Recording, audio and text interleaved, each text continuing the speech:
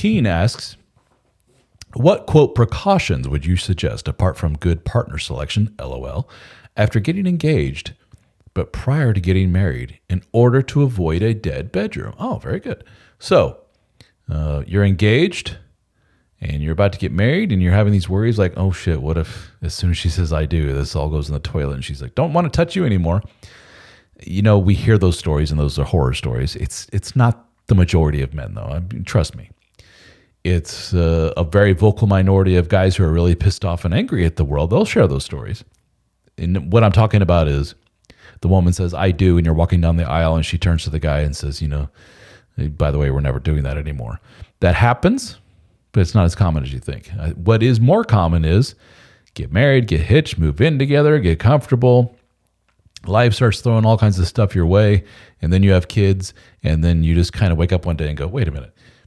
We went from three, you know, hot and heavy sessions a week, if you know what I mean, to once a month if we're lucky. What happened? That's the most common. So your question is, how do I avoid that? Because that's technically what we call a dead bedroom situation.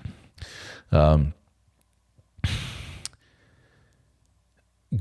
say apart from the good partner selection. Well, that's pretty much it, dude. And I know you're thinking I'm already engaged. That partner selection thing's already done. No, it's not. At any point in time, you can turn around and go, I don't think this is going to work out. As awkward and terrible as that may be. I mean, what if you suddenly discovered that your wife had a horrible drug problem?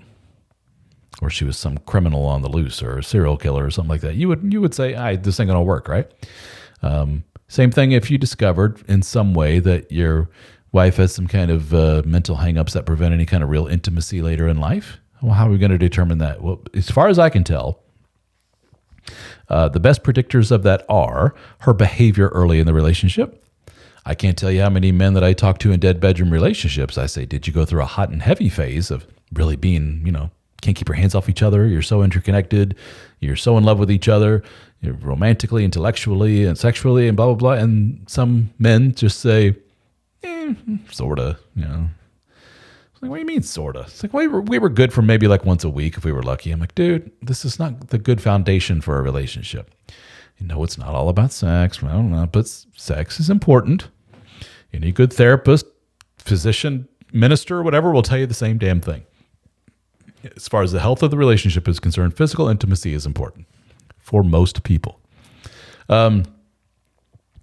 So, where was I going with that? It always starts up here as far as the physical intimacy is concerned in a relationship. And as the safety, security, and comfortability comes into the picture, it always peters. So if you start at this level, let's say it's from here to here is the range. If you start here and it dissipates, look at that. You're off the charts. You're so down low, nobody can see you anymore. Not good, dude. Always want to start up here. Always. And some people are going to say, no, it's not all about sex. Well, but we're talking about sex. We're talking about physical intimacy and connection. Got to start way up there. So you're engaged to this gal and you're like, it's still not great. Well, maybe it'll get better as we get more comfortable with each other. No, it won't.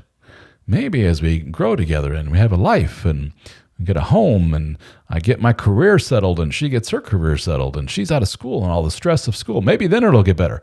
No, it won't. Sorry. If you're a betting man, put money on. No, not going to get better. So right off the bat, look at your activity now in the honeymoon stage, as we call it. It better be really, really good. The other thing to look at is her family. But that really pisses off a lot of people. And I completely understand why, coming from myself, a somewhat dysfunctional family, and knowing a lot of really good people that came from dysfunctional families. Sorry, but still, the biggest predictor of dysfunctional behavior later in life is, let's look at old mom and dad, grandma and grandpa, aunts and uncles, brothers and sisters. Let's just start. If you start noticing a pattern of dysfunctional behavior throughout the relationship, or throughout the family rather, and you go visit mom and dad and you're like, these two people just do not act like they like each other at all. They're just two business partners living under the same roof. I've known them for years and I've never seen them hug and kiss or anything like that. You got a front row seat for your future. Not always. Not 100% of the time, but enough for me to go, dude, you need to think long and hard about this. I'm sorry.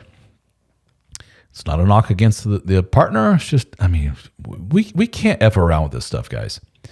Who you pick for your life partner is one of, if not the biggest decision of your life. Because if you pick the wrong person and they introduce all kinds of chaos and awfulness to your life, I got a few million guys you can talk to who've been down this road. It ain't pretty. Men and women alike. Okay? We want to keep it fair. And they all say the same thing. I saw the signs there. I really did, but I ignored them. Why? I was in love. I finally found somebody who liked me. Somebody who loved me. Somebody who accepted me for me. Never had that before. Didn't want to let them go.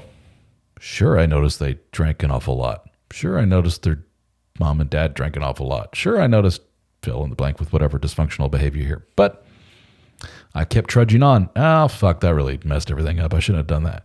That's, 10, 20 years down the line.